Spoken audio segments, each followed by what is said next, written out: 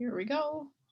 Hello, everyone. Welcome to Phius 2021 lunch. I'm so excited to have the staff team here. We have Graham Wright, we have Lisa White, we have James Ortega. Take it away, team. I know you're going to do a phenomenal job. Also, this is the first part of a two-part series, so the prescriptive path is coming up next week. You can register for that the same place that you registered for this. Don't miss out. Thanks, Jenny. Okay. Hi, this is Graham. I'll be talking first here, and then we'll switch it up. Okay. So, Phius 2021. The basic ideas here are emissions down, scale up. So we're trying to cut carbon emissions, and we're trying to get passive buildings scaled up. This does have CEUs, and there will be a code at the end for that. Okay, so what the Phius passive building standard does is that it requires design for low heating and cooling loads, and requires design for low energy use overall, different concepts of net energy there, and it requires quality construction. Those are its three pillars, basically.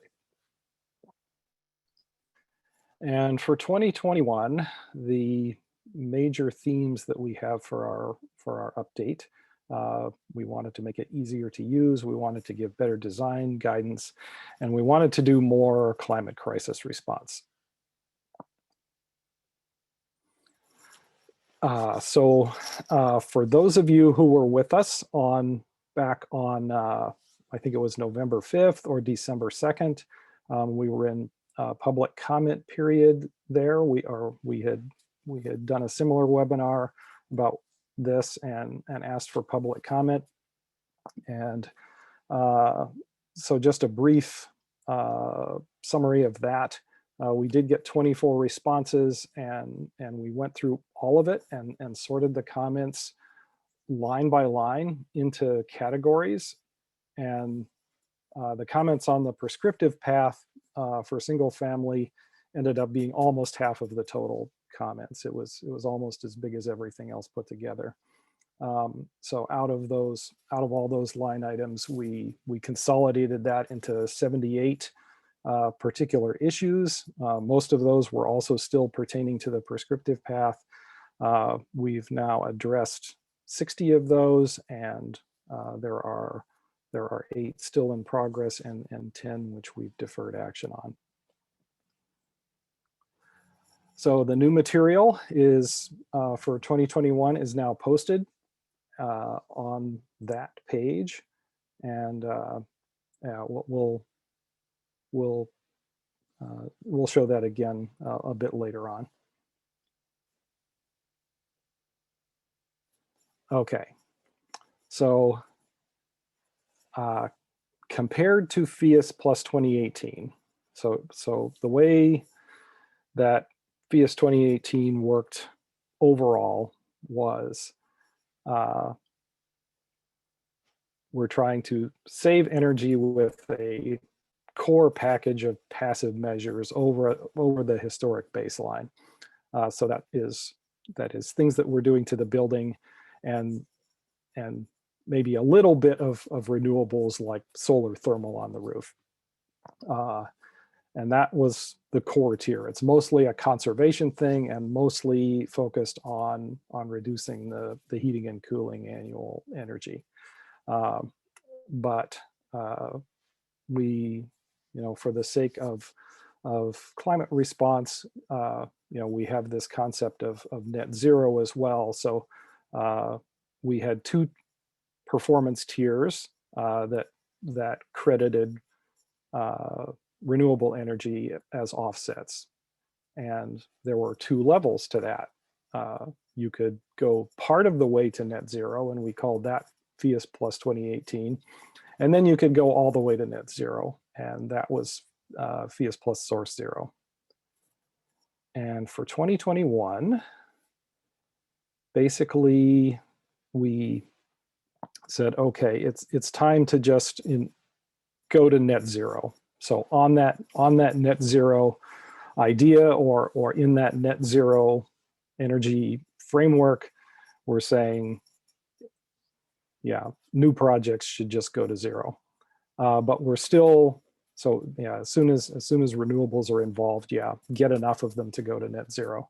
But we're still keeping the concept of Phius CORE, which is focused on the conservation measures, which is again mostly passive measures, but a little bit of renewables.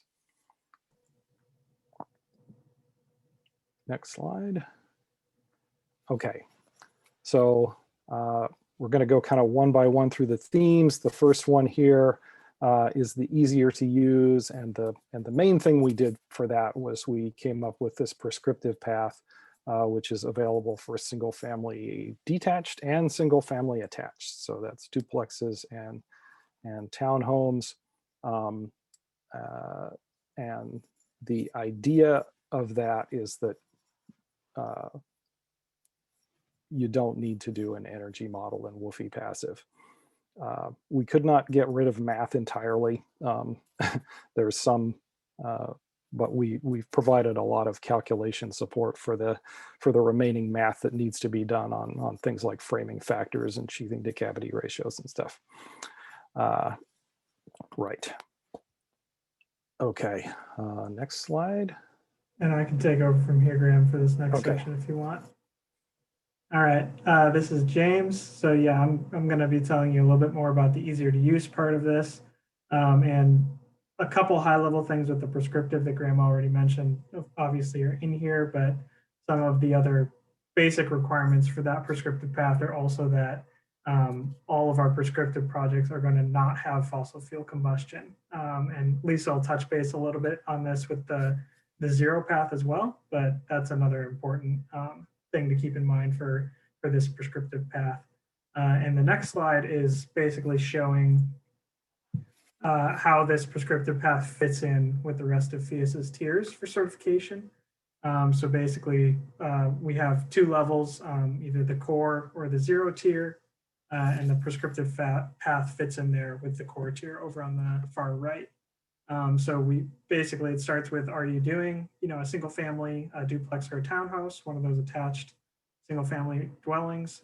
If you're not, then you're basically on the left-hand side of this design chart, and you're doing the typical performance path where you do need to do an energy model and you're modeling towards Phius's cost optimized targets. Basically what Phius has been doing for the past, 10 years or so.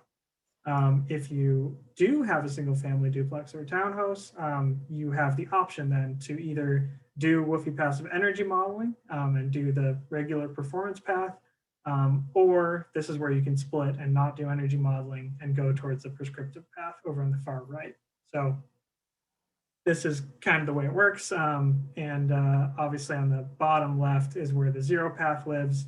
The zero path still at this point is going to be on the performance path. You need to model, get your modeled energy use to confirm that you're actually meeting our zero target.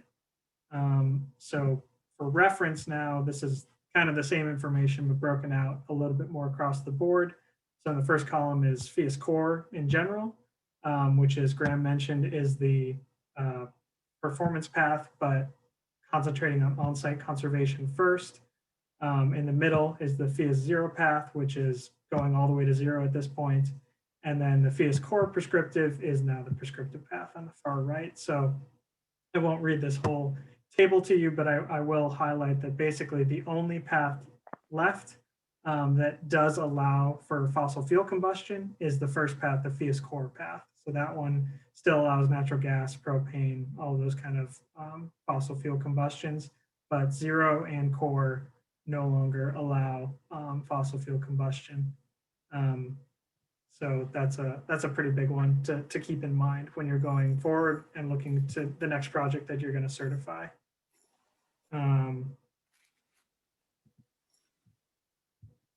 Here's a high level look here. So as a hybrid approach, Phius CORE prescriptive is looking at a lot more prescriptive items, obviously, as the name implies, than the performance path does. But there are some allowances built into the standard that allow you to do trade-offs. And I'll talk a little bit about some of those trade-offs. But again, as Jenny mentioned at the beginning too, we are going to have a specific webinar on Phius CORE Prescriptive next week. That is going to be a lot more detailed of all of these items than this kind of more high-level view is. So these are the basic parts and pieces to Phius CORE. We got general scope limitations, and then the green pieces are mainly related to passive prescriptive measures you need to take for the building, and then the orange pieces are prescriptive measures on the active systems for mechanical, lighting, appliances, and hot water. So I'll touch briefly on basically each one of these. Phius CORE prescriptive has this general scope of, again, it only applies to single family, detached, or attached residences. It has a limit on how big those residences can be based on the number of bedrooms. So if you've got an 1,800 square foot single family house, to qualify for the prescriptive path, you need to have at least 2 bedrooms in that house. If you've only got 1, then it's not really falling into the range that we were allowing for the prescriptive path. So that's kind of what that second bullet point means. Again, no fossil fuel combustion for prescriptive. And then we also don't allow jetted tubs or indoor pools. This is mainly a moisture concern that we don't want to deal with for a prescriptive standard.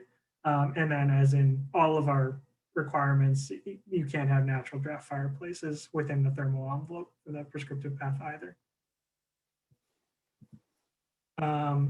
We've got 2 tools. Actually, I'm going to back up one sec. This first screenshot on the right is a snapshot, or it's not a snapshot, sorry. It is a screenshot of what the checklist looks like. And the checklist is the end all be all. This is what you need to submit for certification when you're going for the prescriptive path.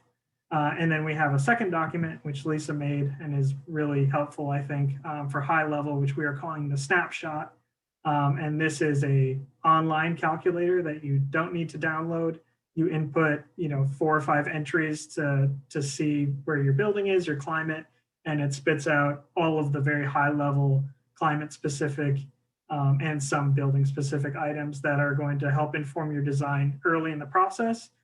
So this is supposed to be an informative tool that helps you before you get into the nitty grittiness of the checklist itself. So this is up on the website at this point. And again, snapshot is exactly as it sounds, right? This is something for you to view at a high level before you start your project going for certification.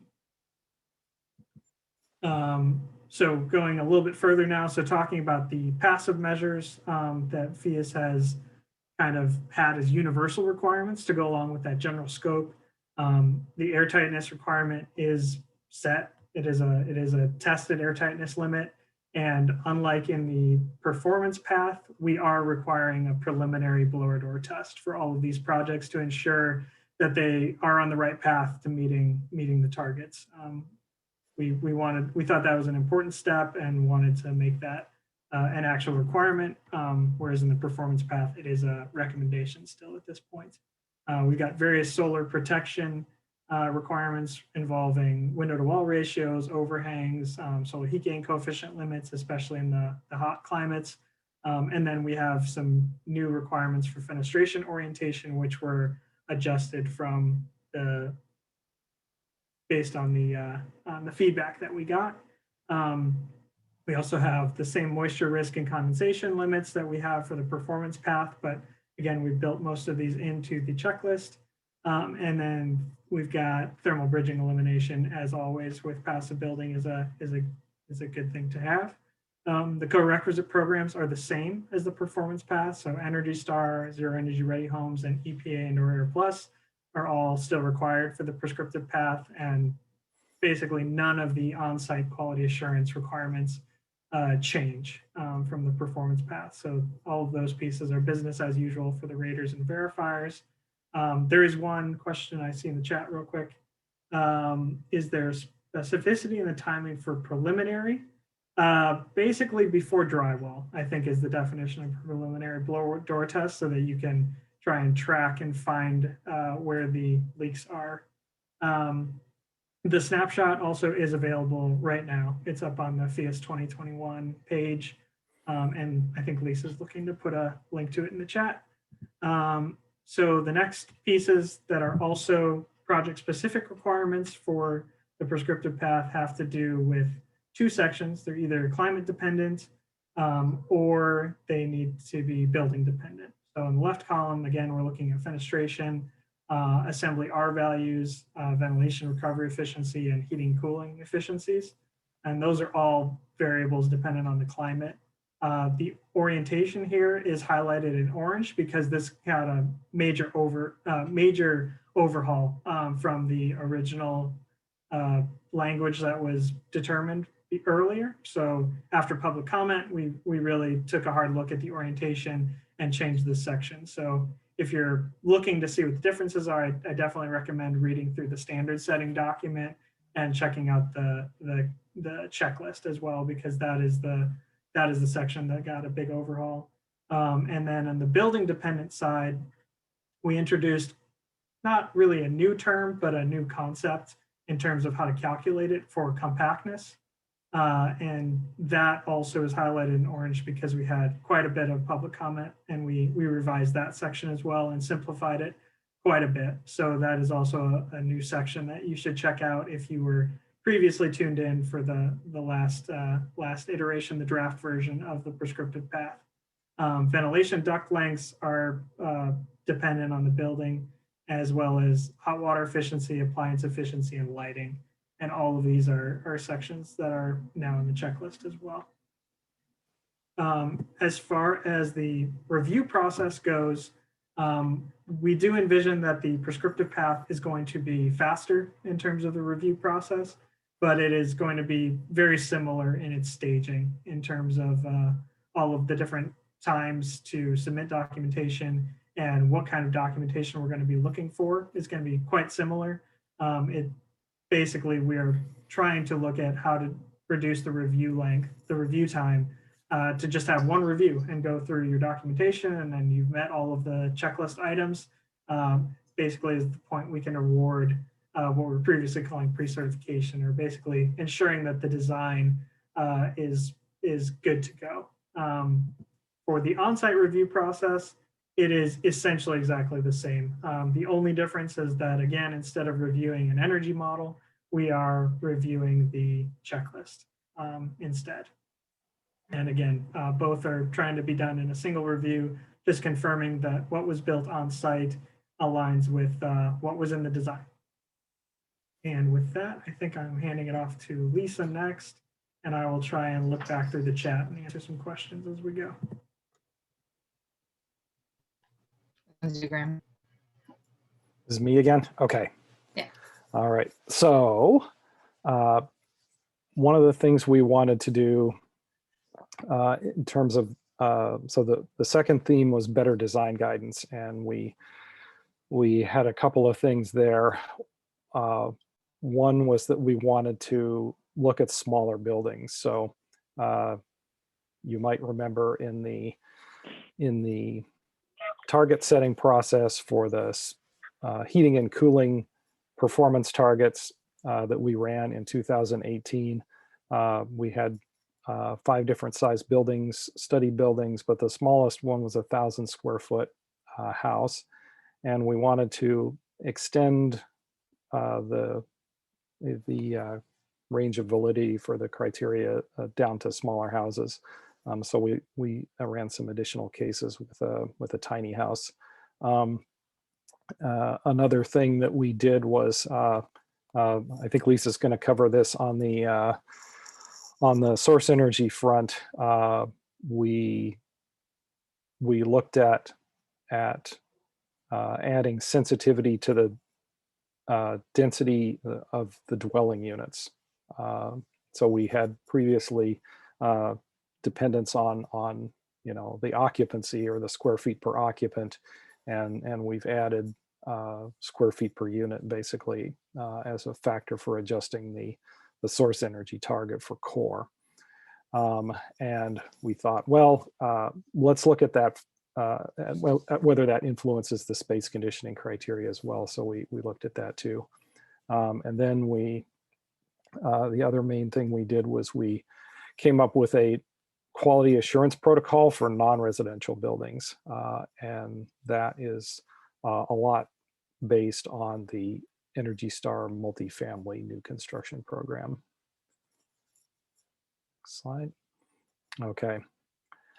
So yeah, as I mentioned, so our basic process for setting heating and cooling performance targets is that we look at study buildings, we cost optimize them, life cycle cost optimize them in BOPT under constraints of you better have really good air tightness and you better have really good windows, things like that. And so we did a very similar study for tiny houses. So previously the highest envelope to floor area ratio we looked at was 3 for the little 1,000 square foot house. That goes up to 6 or 9 depending on the square footage. We kept the exterior dimensions the same, so the wall thickness changes and the square footage gets pretty tiny for the cold zones with the thick walls. And so it's an 18 by 14 square foot tiny house, and unlike in some of the previous study buildings, we kept the window configuration fixed for all these. And come to find out, when we looked at the results, the heating and cooling performance did not fall into the same pattern as the other buildings. So we did basically a separate set of climate dependent curve fits for the tiny houses. And so the way that the online criteria calculator works is that it interpolates. So if you have a building that's more than 1,000 square feet, it uses one set of curve fits that we got from the previous set of 5 study buildings. If you've got a less than a 200 square foot, it uses the separate set of curve fits for the tiny houses. And if you've got something that's, let's say 600 square feet or halfway in between, it takes 50% of the heating demand target for the tiny house and 50% of the heating demand target for the 1,000 square foot house, and says, okay, that's your target for the 600 square foot house. And so the online criteria calculator now has this additional input for the number of dwelling units. So it previously cared about occupancy, which it based on the bedrooms. So it's a little different for residential and non-residential. But now the dwelling units is an additional input. And that unit density input mainly influences the source energy criterion for CORE. But it also has a somewhat of an effect on the space conditioning targets as well. It's a relatively minor effect compared to what it does for source energy. And so that, yeah, the other thing in the better design guidance theme here is the non-residential QA workbook. And so handily, because it came out of a multifamily new construction program, it can also be used for mixed use buildings. It's pretty well set up for that. And the Phius verifier is the main responsible professional in this case, but there are the verifier is going to rely on some reports from the HVAC contractor, testing and balance firm, and the builder. And Lisa's going to talk about what we've done to improve our climate crisis response. Great, thanks, Graham. So the third and final theme we're going to touch on is more climate crisis response. I think most of this James and Graham have already touched on a bit, but we're going to go into a little more detail and then talk about 2 new requirements as well, or kind of 2 new adjustments. Okay, so the first thing is we are using, can you go back, James? Thanks. A future source energy factor for grid electricity. I'll dive in deeper on that next slide. The second thing is we are requiring EV readiness or electric vehicle readiness in all residential projects. And I'll touch on what those individual requirements are in the next slides. And then for the various levels, for 0 and CORE Prescriptive, fossil fuel combustion on site is not allowed. And for CORE, fossil fuel combustion is allowed, but there needs to be kind of the infrastructure in place for electric to take over. So we have electrification readiness requirements for those systems. Okay. All right, so first on the grid electricity factor. In past years, we had been using a grid electricity factor for the US that kind of reflects a backward looking, like how did the grid actually perform in previous years. In 2018, we were looking at an average between 2012 and 2016, and we used that actual performance data. And that, yeah, again, that gave us like a 2.8, and that's like, well, you guys know what source to cite is, so I maybe won't get that deep. What we're doing moving forward is using a projected electricity generation mix for the grid based on what is projected in 2050.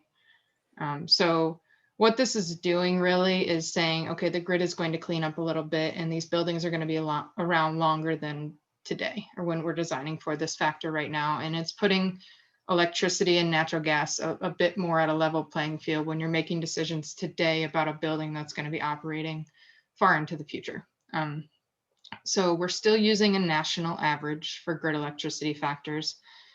We're just projecting out, at least for the US, to a 2050 factor. And what that looks like is down from a 2.8 to a 1.8. So if you remember, natural gas is a 1.1, so electricity is still higher. And we only have this data for the US. This is data from NREL, which has actually predicted out or projected out many different scenarios. I think there's 45 different scenarios. This is kind of the middle or default case that they compare everything to. And this case is only putting in place projections based on policies that were in place as of middle of last year. So this isn't like an estimate. This is like, if all the policies that are actually in place go forward, this is where we're going to land. And you can kind of see the grid mix at the top here. About half natural gas, and then the top half is mostly renewables. And there is a full report on how this number was generated in the Tech Corner articles. And Canada will remain at 1.96. We don't have the same type of data that we got from NREL for Canada. We did request this in the public comment feedback, and we didn't really get any sources. If there's still something anyone's aware of, we could maybe make that revision at a later time, but Canada remains at 1.96, pretty close to where the US is in 2050. And the source energy targets for CORE do reflect the 2 different grid factors for the US versus Canada. So the same building in Canada has a slightly higher target because, again, they're national scale, and we're targeting really a conservation level. So you don't get penalized or credited if your grid area is cleaner or dirtier. Okay, next slide. Okay, so for residential buildings, we have these EV ready requirements, and it's based on the number of parking spaces at the building. The simplest requirement is per dwelling unit for a single family home. And then as you expand out from there for multifamily, it's based on the number of parking spaces. So you can see the left column is the minimum number of EV ready spaces, which basically has a dedicated branch circuit. All the details for this are in the guidebook, or in the the standard setting document, and it basically stays at 2 EV ready spaces no matter how many parking spaces you have. But then as you increase the number of parking spaces, you have to increase the number of EV capable spaces, which is basically running conduit out to the parking space. There's a question, how many parking spaces does a single family dwelling have? It's just one per dwelling unit. So single family, you need one. Multifamily, refer to the chart. Non-residential, we don't have any requirements at this time. There is some proposed language. NBI released a decarbonization code, which we've aligned our definitions of the EV capable and EV ready and some of the other infrastructure definitions with that. They have some proposed numbers for non-residential, like commercial businesses and merchants, but we have not formally required those at this time. That just came out a few weeks ago. Okay.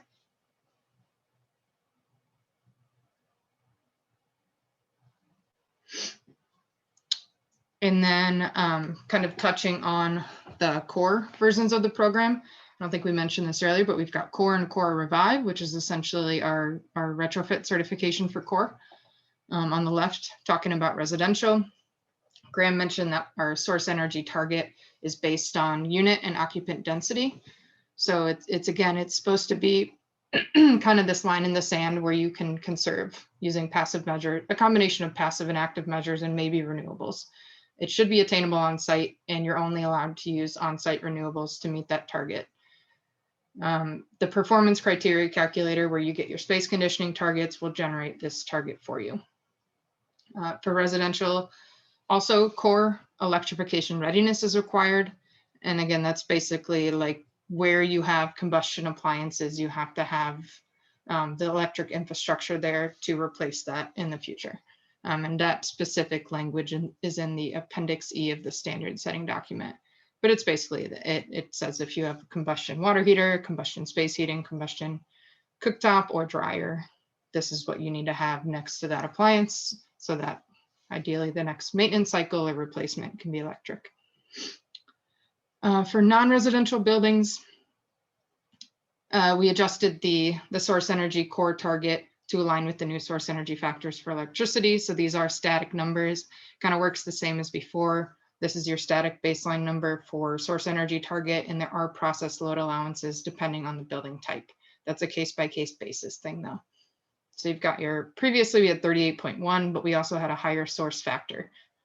So these are source targets. So the US went down to 24.5 to reflect the 1.8 source energy factor for electricity, and Canada went down to 26.7. It's essentially the same stringency in terms of efficiency to meet this target. It's just adjusted because there's a new source energy factor. Okay, so a couple examples of what the core source energy factor might look like. Graham, you and Mita, do you have something to say? Go ahead. Okay. So essentially you have this, we have the sliding scale factor now for core for your source energy target, which is supposed to address something that is attainable with conservation and some on-site renewables. So this is just a sample of a multifamily low-rise building where the 2018 core target would look versus the 2021. So if the building was all studios, okay, actually maybe step back. The core target previously was always 5,500 kilowatt hours per person per year, no matter the building. That was just the target. And that line, that vertical gray line, is showing the equivalent of 5,500 kilowatt hours per person per year, but with the new source energy factor. So that gray line is where the target was previously. If you had all studios, you can see that would have exceeded the threshold by quite a bit. Kind of when you have one person per dwelling, you have one fridge per person, you have one TV box per person. You know, there's a lot of accessory plug loads that add up as you have more dwelling units and less people. So the core target now is all the way on the right, that red line. And then you can see as you bring it to one bedroom, so that would double the occupancy, the source energy target ticks over to the middle. And then the two bedrooms, it ticks a little bit lower. So they're all a little bit wider than the previous core target. I see a lot of questions popping up, but we might just have to address them at the end. Okay. Okay, so same case for a single family, just looking at if you were to put 1 bedroom versus 5 bedrooms into a 2,000 square foot building. Previous core targets right there in the middle. If you only had 1 bedroom in this 2,000 square foot home, you would not meet that core target. If you put 3 bedrooms in, the core target would be a little bit tighter and it would be met. And then if you had 5 bedrooms, it would also be met. And it's the 3 bedroom, 5 bedroom are pretty close to the previous core target. Whereas with the 1 bedroom, it did increase the allowance, but then it still wouldn't have passed under the 2018 target or the 2021 target. Yeah, I might chime in here that, you know, we really like the idea of like a fixed allowance, like per person, you know, fair share kind of concept, but we did kind of have to back away from that in order to set targets that were attainable with conservation and didn't rely heavily on renewable offsets. But in so doing, yeah, we, you know, you can see that yeah, now we're back into a bit of this situation where, yeah, you make the house bigger, you get more of an allowance. But we mitigated that with range limits. The adjustment of the source energy target based on the occupancy, you know, we said, okay, for the small houses, you know, we're always going to say, okay, yeah, you've got 200 square feet worth of lighting and plug loads. And for the large houses, we're saying, you know, you only get, you know, 750 square feet per person worth of lighting and plug loads. So that still imposes some stringency on these mansions. Right, thank you for bringing that up.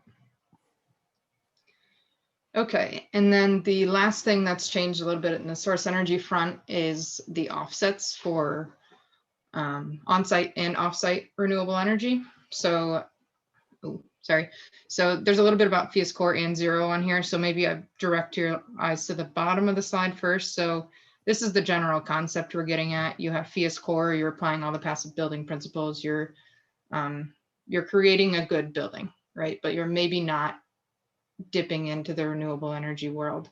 And then once you go all the way to zero, now we have all of these offset options, on-site and offset, on-site and off-site. So previously with Phius plus 2018 and Phius plus source zero, we treated on-site and off-site renewables equally. So that's that top kind of grayed outline. And previously for CORE, we did coincident production and use, which was also how we treated renewables in Phius 2015. So essentially, the more you generate on-site, the lower of that number you get to use to offset. So you can't just count every kilowatt hour you produce. You get to count however many kilowatt hours you produce, and you can actually use at the same time. So I think a net zero building, if you were producing on an annual basis, roughly what you were using on an annual basis, I think you could offset about a third. You could use about a third of those kilowatt hours to offset your source energy result. And now for zero, we're aligning with ASHRAE 189.9 Appendix J and Architecture 2030 that kind of take the same stance on this and have done quite a bit of research on how this contracting works and how to value different offsite renewable energy sources. So what we'll do is we continue to value on-site renewable energy with a factor of 1. So that is weighted the highest. So each kilowatt hour you generate on-site offsets 1 from your source energy result. And then for other offsite options like directly owned renewable energies, community renewable energies, or virtual power purchase agreements, you get to offset 0.75 per 1 you generate. So it's just crediting those slightly less than on-site renewables. And then we kept renewable energy certificates the same at 0.2. So basically you need 5 renewable energy certificates or RECs to offset 1 on-site. Okay. Yep, and all that accounting is taking place at the site. So like in source energy terms, both of them get multiplied by the grid factor, right? Right. Yep. But it cancels out. Yeah, yeah. Cancels out. If it cancels out on the site, it cancels out at the source. Yeah. Right. For electricity. Yeah. Yeah. So for Phius 0, that's a good point. If there's no combustion, no I guess what other combustion?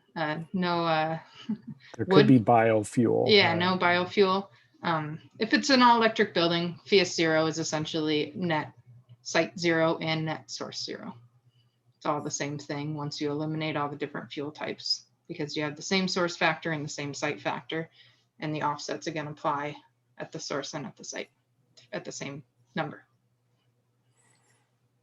There's a question in the chat that I can answer real quick about what is the definition of on-site versus off-site. And basically, if it's within the property lines of the project in question, that means it's on-site. If it's outside the property lines, it's an off-site resource as far as we are concerned. Next. I think we have language in the guidebook about like a campus setup, right? Right. Yeah. Yeah, there could be a campus, and there's a campus source energy target too, though, right? Right. Yeah, you can pool. Right. If you've got a number of buildings that are all being constructed in a development at the same time, and you want to, and all certified. And all certified. Right. Right. Right. So the next few slides are just basically talking about what's next and what our rollout looks like. So again, yeah, some of the past stuff was we finished the public comment period was in December. We have the full release of Phius 2021. We put most of the documentation up yesterday and finished putting up the rest of that documentation today. And now, basically from now until the end of this year, you can certify under both either Phius Plus 2018 or Phius 2021, any of the tiers we mentioned. But on December 31st, basically is the ending of Phius Plus 2018. So if you need to get a project in, that is your drop dead date to get that to Phius. And then going forward, starting January 1st, 2022, is when all new projects will be Phius 2021. So the guidebook update for 2021 is going to be coming out probably in the next month, I would estimate at this point. The standard setting document that we've created for 2021 is going to basically supplement any guidebook updates at this point. There is basically no modeling protocol differences between Phius Plus 2018 and Phius 2021 if you're taking the performance path. There's couple more questions right away. Are these dates for getting project pre-certification or for the project to be complete? So these dates are for a project contract to come across Phius's desk. So we need a contract to qualify for whichever certification path the project wants to. Does not need to be pre-certified or completed by these dates. We tie all of the certification path criteria to the contract date. And then another question, if a project is reviewed and pre-certified by November of 2020-21, is it still under 2018?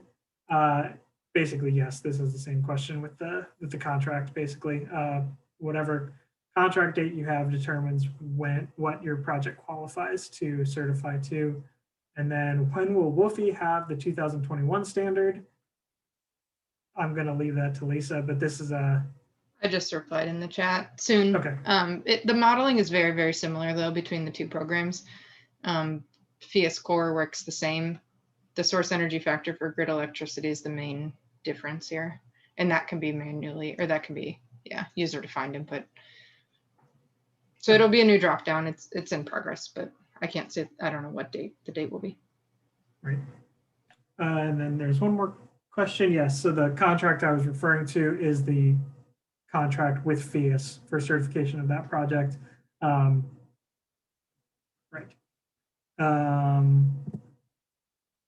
Talking about what is next as well. So, right, the update to the certification guidebook is in progress and forthcoming. There's a lot of things to update in there, so it's going to take us a little bit of time. There are also going to be some tangential updates to the single family and multifamily quality assurance workbooks. And yeah, we have now the Phius 2021 page should be all updated with the information that we've kind of covered in this webinar. And stay tuned for the 11th next week, Thursday, I believe, to see the prescriptive focus webinar that we'll go into more information about the prescriptive path in detail. And then the last slide that I am going to bring up here quick is the a little bit of the conversation that happened and what we went through when we were looking at the feedback during the public opinion process. So the first question that we got asked first and foremost was, should a CPHC be required when submitting a project for the new prescriptive path? And we basically had a lot of diverse opinions on this come through the feedback process. And after conversations, we are going to not require, but very strongly recommend CPHC be involved for the prescriptive path, which is basically the same language we have for the performance path and the present time as well. The next question we had, which I believe came up in the chat earlier as well, was about seeing an add-on badge for 0 under the core prescriptive path, which would be based on either achieving a negative HERS score or by having required on-site performance metrics. And this kind of addresses both questions 2 and 6. Basically, we had mixed responses for the HERS score path, and we aren't going to pursue that as an add-on badge. But sorry to skip around a little bit, but I'm going to skip down to number 6. Number 3 is relevant there too. Yeah. Oh, 3 as well. Sorry. Right. So, would you prefer to see the an add-on badge for measured? There was, that was popular. So we're gonna work on that. Yep. Right. And that's related to 6 though, because like monitored exactly how. Right. Yeah. Right. Yep. So so 6 is related to the 2 and 3 above, where basically we're trying to work on incentive funding and a product certification program related to monitoring equipment to better help project teams who are interested in monitoring. And so that is also a work in progress at this time. Number 4 was one that we asked a question about how to capitalize on grid citizenship potential for passive buildings. And this led to a wide variety of responses that basically most people don't know the best way to try and do this. We didn't get very many good suggestions on how to implement this going forward. So we kind of have this on the back burner for now. We don't have a path forward at this time, but it is still of interest to the Phius Tech Committee, and Phius in general is trying to figure out ways to do this. We just didn't get very many good leads during that public comment period. I'll add a little to that. I saw a question in the chat about promoting the use of grid enabled appliances and energy storage systems to align with like the future of time of use and everything. So that's kind of what we had talked about as kind of low-hanging fruit for grid citizenship, demand response and load shifting and things like that. But yeah, it's not being enabled. I did notice some language about it in the NBI decarbonization code. So there might be some things we could point you to if you did look to go in that direction, but no requirements for it at this time. Could you touch briefly, Lisa, on what grid citizenship potential means too? Sure. So essentially the source energy factor of 1.8 that we use, we blend it out every single hour of the year in terms of the electricity generation mix that's required to get electricity to the home or to the building. That's actually a very dynamic number. And it's very dynamic, not just on an hourly basis, but also depending on the region you're in. So some hours of the day are better to conserve energy than use it because some have a bigger impact on the CO2 emissions associated with it and an impact on the grid infrastructure that you need to support that hour of the day. So being able to shift your load or decrease your load or have responses from grid signals change when your appliances are used or your thermostat set point by a few degrees can change the ability to increase renewable energy deployment in an area significantly. I think that was a long enough winded response for that. No, you're fine. So the next part that we had a question on was number 5 here about requiring additional measures to use and capitalize on outage resilience potential for passive buildings.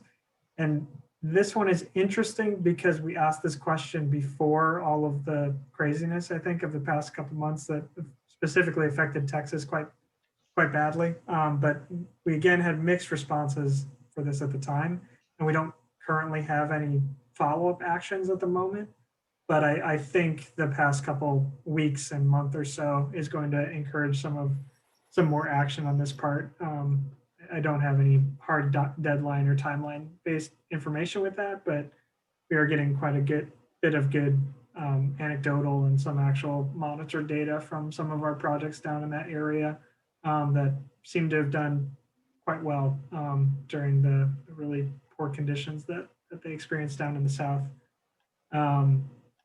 And then 6, we kind of already touched on, so I'm going to move on to number 7 here. And this is the embodied carbon discussion, basically, I think is number 7, about low upfront emissions. And this kind of relates not only to like materials themselves that go into buildings, like the insulation types, but also is related to the types of refrigerants used, I believe, in heat pump systems. And there was quite a bit of a discussion that was returned responses, either split between red listing certain products and end use materials, as well as just asking for informative guidance in terms of what to avoid and what to do in certain situations. So this is an area where research is in progress, and we're going to try and get some more informative information for project teams related to low upfront emissions and embodied carbon. And then the last question we asked was about if the Phius Source Zero label was thought it was equivalent to net zero. And Lisa kind of touched on this, where if at this point, if you're an all electric building, it is basically equivalent. They are the same thing. So again, we had quite a variety of responses here where people didn't know necessarily if we were talking about the energy or the net carbon use of the building or its operational energy versus if it was embodied carbon, that kind of stuff. So again, we have some research in progress on this, and we updated to kind of help clarify this a little bit, to updated the path name to Phius Zero as the new equivalent to Phius plus Source Zero of what it was previously. And then there were a couple other questions in the chat, it looks like. Yeah, I found a couple at the top we haven't addressed. So there was questions about the EV readiness requirements if there's no driveway or parking requirements. So if there's no parking requirement at the dwelling, there's no EV ready requirement. So if there's no driveway or no requirement to have parking. Yeah, I think I saw a question about cogen earlier. That basically alters the source energy factors that are used for that are applied to the usage, the building energy usage. But like the target stays the same. And then yeah, what storage does is so right now on the zero path, we don't have a framework for valuing storage, but on the core path we do. So yeah, storage can help you meet the core target, but that does require a custom calculation, which is still basically in sort of a state of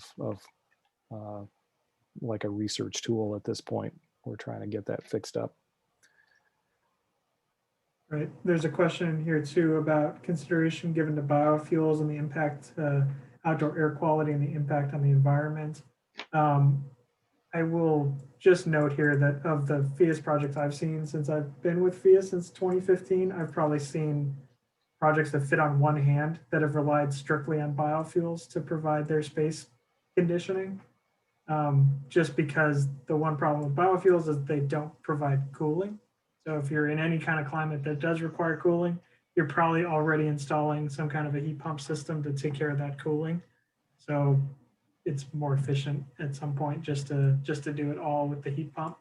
But I don't know if Graham has any thoughts on that question as well. Yeah, in my mind, yeah, we might need to say more about this in the future, because from a global or total system point of view, it's not really something that can scale up.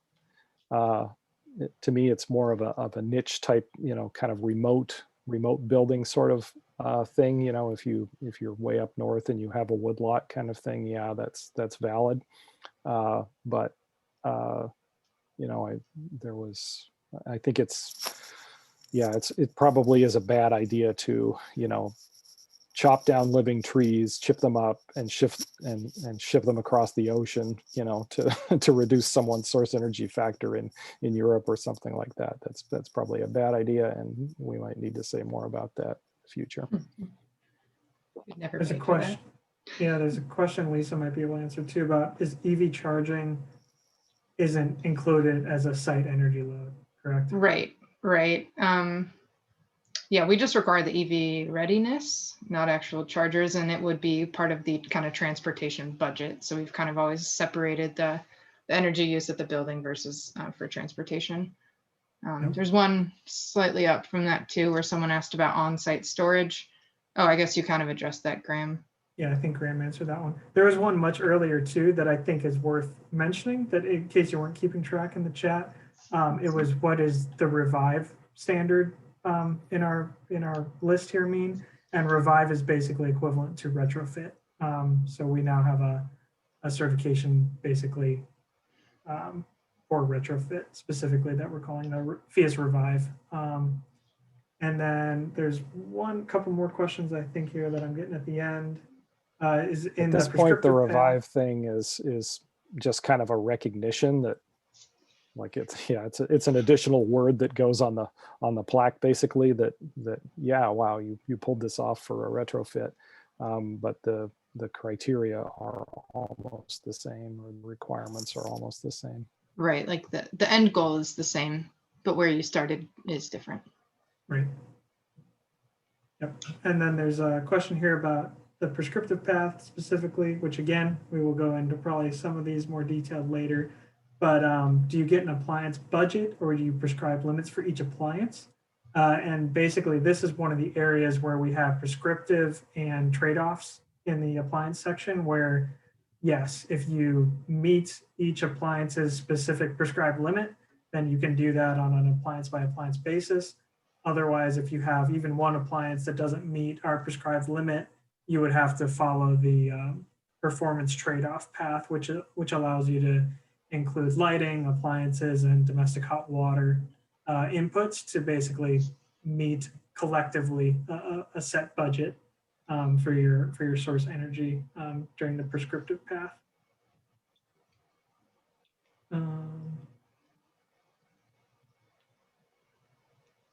Okay.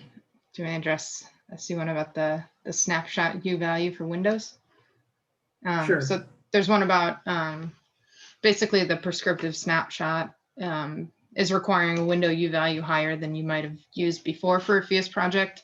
And so basically it's requiring about a R4 when previously they needed R7. Is that correct? So there's things to keep in mind when you're looking at the snapshot, and that's that we very much limited window area and window orientation.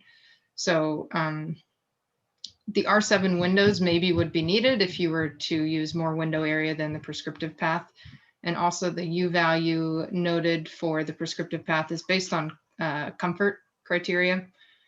whereas I'm guessing the R7 were needed to meet specific performance requirements. So there were other things in the prescriptive path, such as the tighter air tightness that tries to bring a prescriptive build, the tighter air tightness, and then also the constrained window to wall ratios, the fenestration orientation, things like that, the compactness that are trying to box in the building kind of to get to similar levels of performance as before. So it's kind of hard to compare, okay, I got to use this window before and this window now, because the design is constrained a lot more with prescriptive. So it's not like you could just take the project from before, slap our 4 windows on it and change nothing else. It's kind of we also bias the main assembly R values for walls, roofs, and floor a little bit high for the prescriptive path. Yeah, because the window is based on comfort and not necessarily the optimal heat transmission. Yeah, so we did a bunch of project testing on the prescriptive rules to try and make sure that they, that they were giving about the right, or about the same performance as the prescriptive rules. We tested it, on past projects, a few dozen of them. But yeah, it's just because the prescriptive path is kind of standalone, it doesn't necessarily hit that automatically all the time.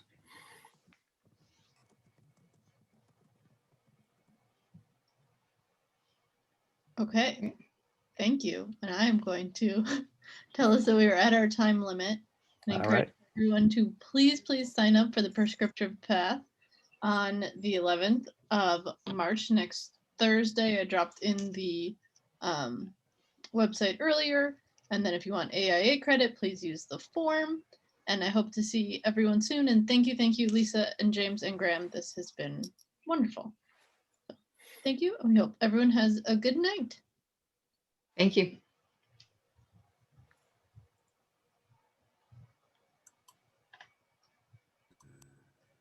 Thanks.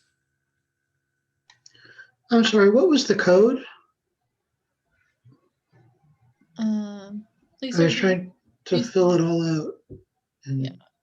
Do you want to send me an email and I will send you the code? What is your email? It is, let me drop it in the chat, but it's jeber@phius.org. 32101. 32101? Yep. Thank you so Will much. slides be made available? Pardon? Will tonight's slides be made available? They will be. Everything will be, so the presentation will be on our YouTube channel. And then again, just send me, I think we'll make the slides available on the website, but if not, send me an email and I will get them to you. Great, thank you.